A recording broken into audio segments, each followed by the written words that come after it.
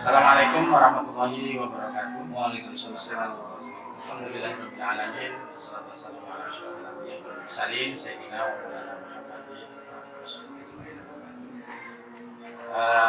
Para pemirsa yang saya hormati, khusus sebagai di hadapan beliau Mas Heri Miftah selaku koordinator Duta Damai Regional Lampung, dan di hadapan saya kita ada Jafar selaku ketua pengurus wilayah mahasiswa ahli Thoriqah nomor Ahmadiyah. Assalamualaikum Gus. Waalaikumsalam. Mas Heri. Waalaikumsalam. Gimana kabarnya, sehat semua? Sehat, alhamdulillah. Pada kesempatan sore hari ini kita akan berbincang-bincang dengan ketua DD Lampung dan ketua PW Matan Provinsi Lampung yang akan membahas tentang isu-isu radikalisme dan intoleransi. Sebelumnya Mas Heri selaku koordinator dan Damai Dunia Maya Provinsi Lampung, sebenarnya apa sih secara mungkin bisa diberikan pemahaman secara singkat saja apa sih tentang isu-isu radikalisme dan intoleransi? Oke. Sebelumnya nih. Assalamualaikum. Waalaikumsalam. Sehat? Alhamdulillah berdapat. Ya, teman-teman Sobat Damai Provinsi Lampung, kita dalam acara Ngopi Pai ini ya. Ngopi Pai sore-sore. Ya. Kita ngobrolin tentang intoleran dan radikalisme yang memang sekarang lagi terjadi di negara kita. Negara memang yang sudah terkenal dengan bineka, negara yang memang beragam. Terus isu-isu intoleran mulai dikembangkan untuk hal-hal atau tujuan-tujuan politik.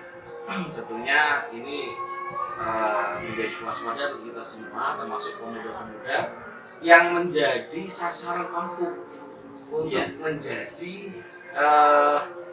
amunisi-amunisi mereka, alat-alat politik mereka. Nah ini kalau radikalisme itu sendiri sebenarnya kan kita ketahui radik atau yang berasal dari kata akar, ya kan?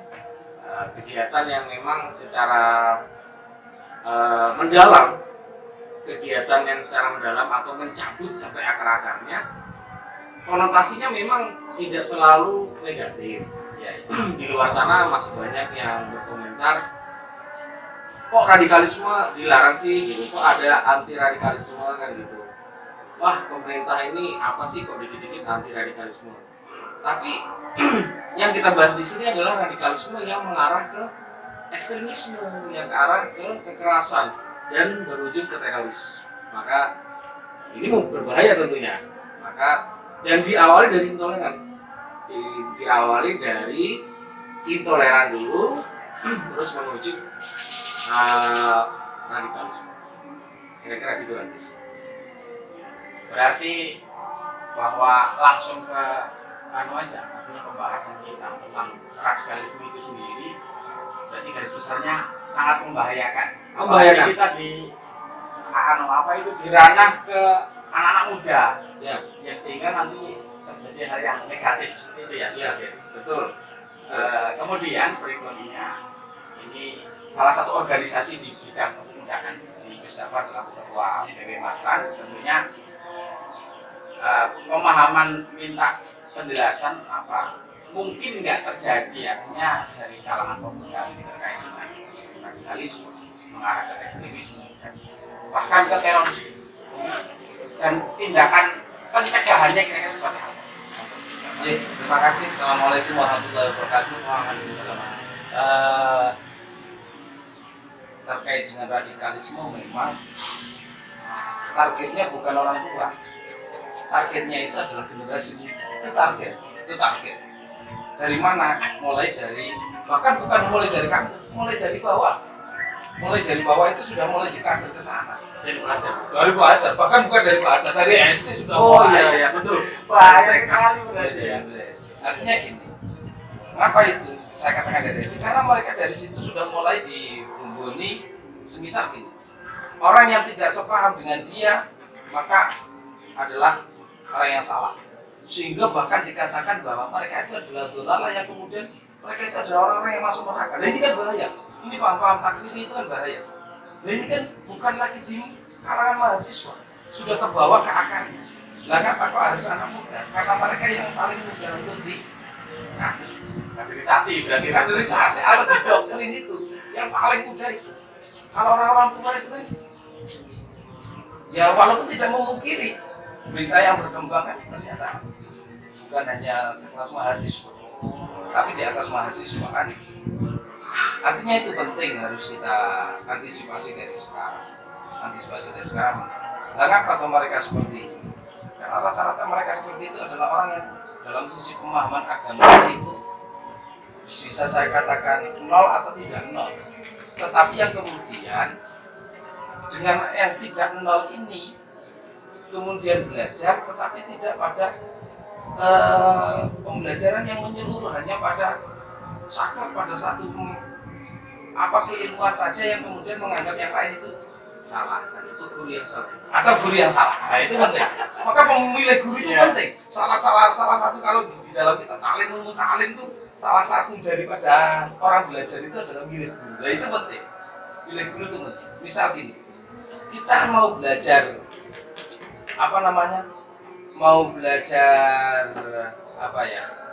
belajar mancing ya. Tapi belajar mancing, kita belajarnya bukan dengan orang mancing. Nah ini salah, teorinya sudah salah kan gitu. tidak punya ilmu kesana. Gitu. Yang kedua, mencari guru itu penting. Supaya apa? Supaya pemahaman kita itu luas. Dan untuk menimbulkan pemahaman yang luas, ya cari guru yang pemahamannya luas. Cari guru yang punya wawasan kebangsaan, cari guru yang punya keagamaannya sangat luas, membakar lah. Sehingga ketika kita punya guru yang membakar, mau berapa juta miliun liter air yang masuk ke laut, nggak akan pengaruh kepada air keasinan air laut itu sendiri. Nggak ada efek sama sekali. Nggak ngefek. Jadi mau pemahaman apa masuk itu nggak ngefek bagi dia. Dia sudah punya penangkalnya. Lah penangkalnya apa? Dia belajar. Maka dalam matan itu ada namanya tafakuh fiddin. Kader matan itu harus terus belajar. Sehingga pemahaman tafakuh fiddin itu bukan hanya saklek pada pemahaman tafakuh fiddin, sehingga memahami hadis bukan hanya saklek pada lughatnya hadis, tetapi bagaimana kita juga memahami syarah daripada hadis tersebut. Memahami Quran bukan hanya terjemah. Kalau terjemah itu bukan memahami Quran, tetapi cuma hanya Quran bahasa Arab kemudian dialihkan ke bahasa Indonesia. Lah memahaminya dengan cara tafsir. Tafsir apa? Ya tafsir para ulama. Kalau hanya kembali ke Quran tapi yang dibaca terjemah, nah ini bahaya. Nah, ini fenomena hijrah itu ya.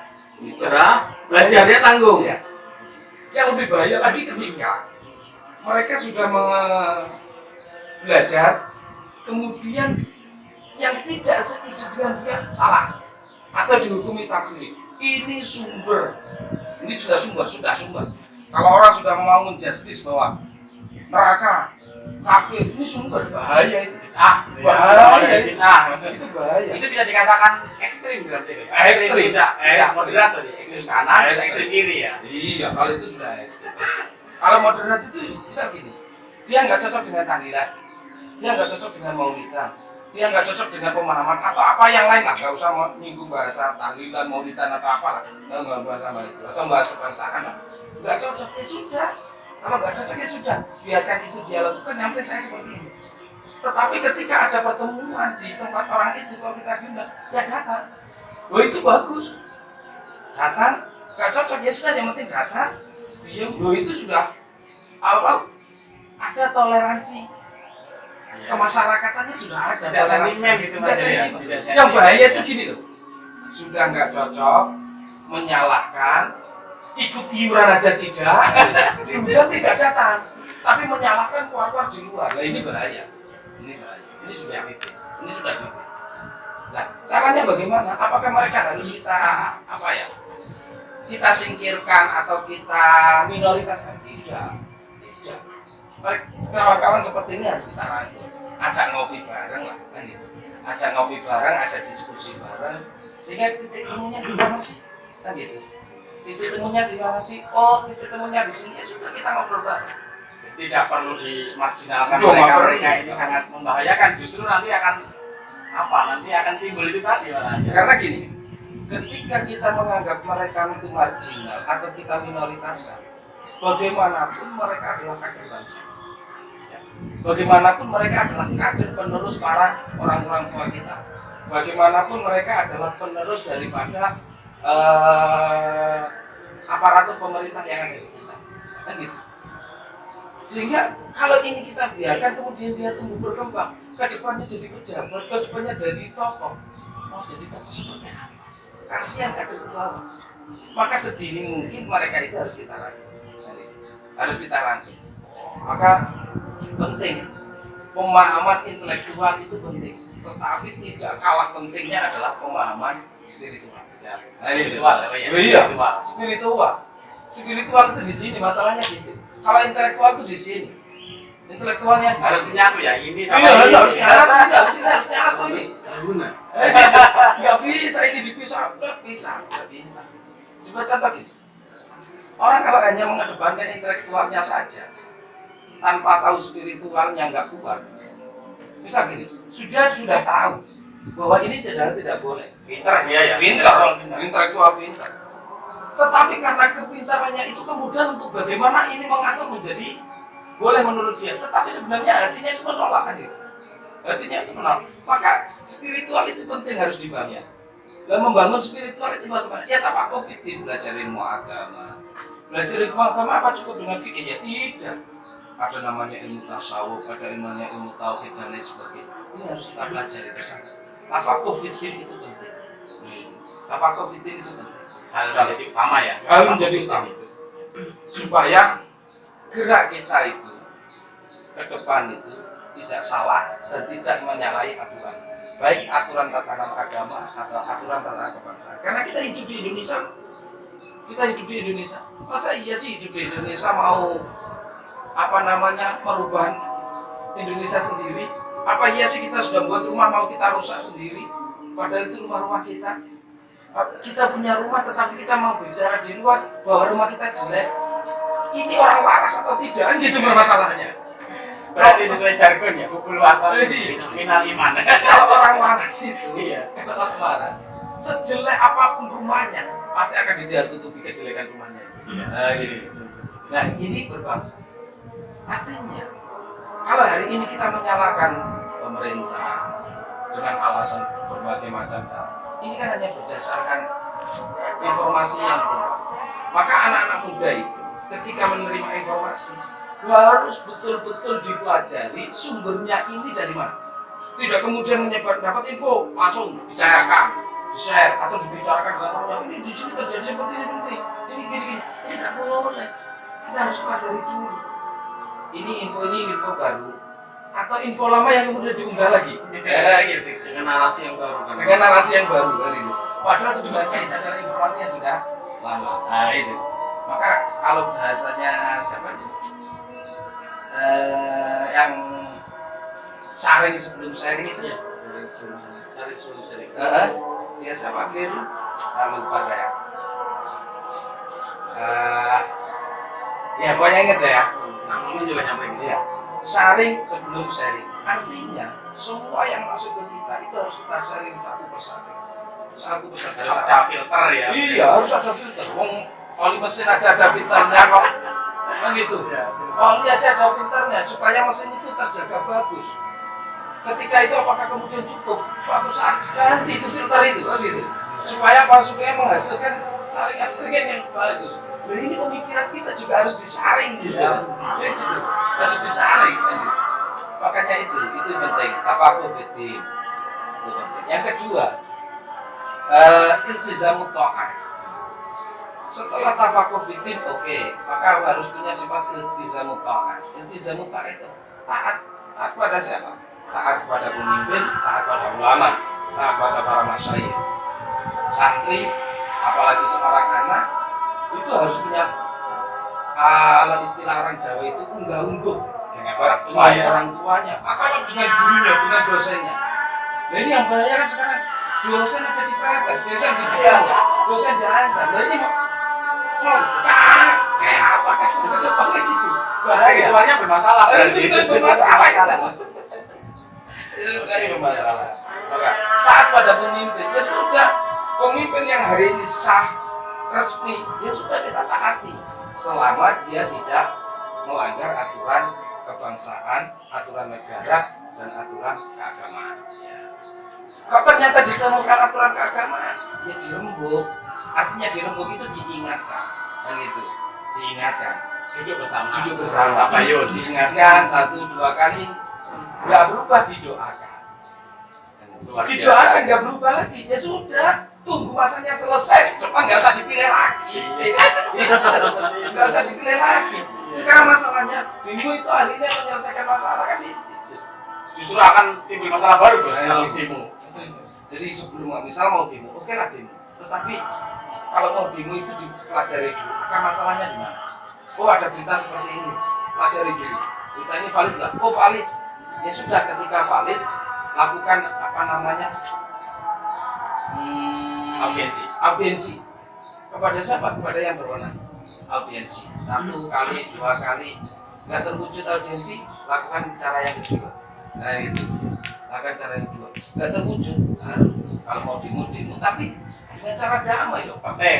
Sesuai dengan standar. Nggak kemudian menerima berita truk langsung demo gitu. Truk langsung demo. Nggak boleh. Jadi itu yang dimaksud saring sebelum di-sharing. Artinya kita pelajari dulu akar permasalahannya apa. Oh, informasinya A1, ya sudah, audiensi pada siapa? Kalau kampus, mahasiswa kepada siapa? Ya kepada siapa yang berada di kampus. Nggak kemudian demo, kampus dilempari kacanya pecah. Ini nambah masalah. Ya. Nah, kalau kadernya seperti ini, anak-anak muda seperti ini mau jadi apa? Nah, gitu. Jadi apa? Artinya inilah intelektual. Oke lah, intelektual memang bagus. Kritis itu bagus. Demokrasi, oke. Memang negara kita demokrasi. Tetapi demokrasi itu harus dibingkai dengan hal apa spiritual. Maka intelektual itu memang harus betul-betul ditopang dengan spiritual supaya intelektual itu nggak jatuh. Kalau sudah intelektualnya jatuh ya repot. Dan itu bukan hanya di kalangan muda aja. Makanya itu pemimpin yang sah harus kita taati.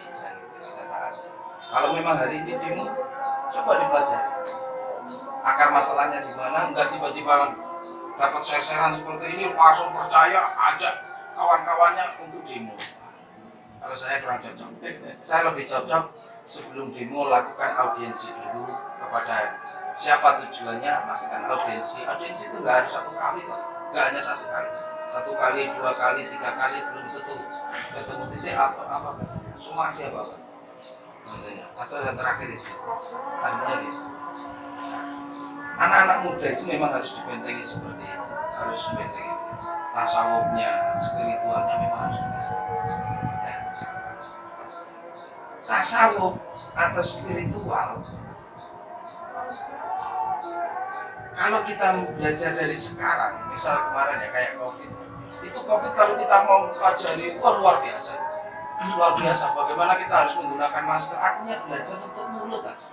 Nggak kemudian dikit-dikit, Ada hikmah di balik itu. banyak. Hikmahnya di balik COVID banyak. Ya kemudian kita harus menjaga kebersihan, bagaimana kebersihan tangan, kebersihan dan lain sebagainya, sampai kebersihan mulut harus ditutup dengan masker. Itu ya. Harus ditutup dengan masker. Ada efek positif dari COVID itu sendiri. Iya. Kalau dawuhnya Habib Umar itu, hari ini yang kita butuhkan itu bukan hanya hand sanitizer, tapi head sanitizer kan itu. Itu penting itu. Iya. Lagi-lagi baliknya ke spiritual. Balik lagi spiritual kan itu. Itu pentingnya spiritual. Maka apa namanya? Jargonnya Pak Jokowi ketika dulu itu kan revolusi mental. Revolusi mental itu kan sebenarnya spiritual, bukan intelektual. Spiritual. Jadi gini, kalau orang itu spiritualnya bagus, dia akan tenang. Menyikapi sesuatu itu akan tenang. Enggak kagetan. Yang repot itu orang-orang yang kagetan. Oh ini langsung latah. Bisa dikatakan latah. Iya. Gitu ya. Itu sebentar gitu. Ini siapa pas maghrib ya? Pas maghrib, jadi teman-teman insya Allah nanti kita lanjut ya di sesi 2. Kapan Gus Ja'far longgar, insya Allah kita mau pipai lagi. Sambil berdamai. Jadi tunggu waktu kita sinkronkan jadwalnya. Ini sebenarnya keren banget. Saya masih pengen banyak ngobrol. Nanti akan kita bahas, nanti kita siapkan rondonya, kemudian schedule seperti apa nanti akan kita siapkan. Jadi kalau gini, saya tambah dulu. Kalau di matan itu kan kepanjangan dari mahasiswa Alitorika Al-Mutabaroh An-Nabawiyah. Artinya, apakah matan itu hanya mengurus pada zikir saja? Tidak. Bahkan di struktur matan itu ada namanya departemen budaya, ada departemen kebangsaan. Artinya di matan itu kita akan berbicara banyak. Berbicara kebangsaan bisa, berbicara kenegaraan bisa, berbicara tentang masalah budaya bisa. Dan yang terpenting adalah ini, agar kita tidak salah paham, maka kita harus paham sejarah. Harus paham sejarah. Orang-orang yang tidak paham sejarah itu akan mudah terpicu oleh sesuatu hal yang lain. Gitu. Kalau kita paham sejarah bangsa ini, kan gitu, maka kita akan menjaga bangsa ini. Kalau kita paham sejarah desa kita, maka kita akan menjaga desa kita. Akan timbul kecintaan terhadap Iya, kecintaan. negara. Orang itu cinta itu kan karena paham.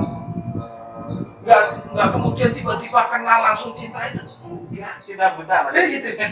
Orang yang cinta itu pasti dia akan mengenali, oh sifatnya gimana sih, rumahnya di mana, alamatnya di mana, pekerjaannya apa, sekolahnya di mana, gitu. Ini akan dipelajari. Bukan hanya itu, bahkan sampai tanggal lahirnya pun dipelajari, ya gitu. Dihitung. Oh ini rebunya rebu apa, rebu kliwon, ini ketemunya berapa, sampai situ dipelajari, kan gitu. Iya. Nah kalau sampai itu dipelajari untuk menimbulkan rasa cinta, kalau kita mau belajar kepada bangsa ini, oh dia belajar, oh bangsa ini dijajah 300 tahun, bisa merdekanya seperti apa sih? Oh ternyata kalau kita ambil simpelnya, oh ternyata banyak darah, banyak nyawa, banyak lain sebagainya yang kemudian dikorbankan oleh para syuhada, oleh para pejuang-pejuang sesepuh-sesepuh kita. Masa iya hari ini sebuah rumah yang besar, yang mewah, yang makmur ini harus kita lubangi satu persatu, gitu. Kita mau jadi kader seperti apa? Bagaimana sesepuh-sepuh kita nggak menangis, gitu. Makanya itu, pahami sejarah, belajar sejarah, jangan pernah lupakan sejarah. Jangan pernah lupakan sejarah. Kita sebagai kader, terutama kader-kader matan, apalagi kader Duta Damai, ya cuma yang betul mendamaikan. Artinya kalau ada orang yang membuat gaduh, jangan kemudian diantar dengan kegaduhan. Itu gaduh dirangkul, ajak ngopi. Yang paling enak itu ajak ngopi, ada kacang, ada air, enak itu. Oke, ya. Terima kasih Gus Ja'far sampun memberikan wawasan-wawasan kepada kita selaku di Duta Damai Dunia Maya. Tentunya nanti kita akan bertemu kembali di sesi yang lain. Mudah-mudahan akan memberikan motivasi semangat kepada kita semua. Terima kasih, Mas Rusul. Sama-sama. Ibu, Mas Heri, kita bertemu lagi nanti di sesi lain sebagai Duta Damai Regional Lampung dan Gus Ja'far sebagai Ketua BW Matan. Saya sendiri Abdul Ghafur. Mohon maaf atas segala kekeliruan selaku moderator dan selaku anggota Duta Damai Provinsi Lampung. Mari kita tutup bersama-sama dengan baca hamdalah. Alhamdulillahirobbilalamin. Allahumma fi'il akhir. Assalamualaikum warahmatullahi wabarakatuh. Waalaikumsalam warahmatullahi wabarakatuh.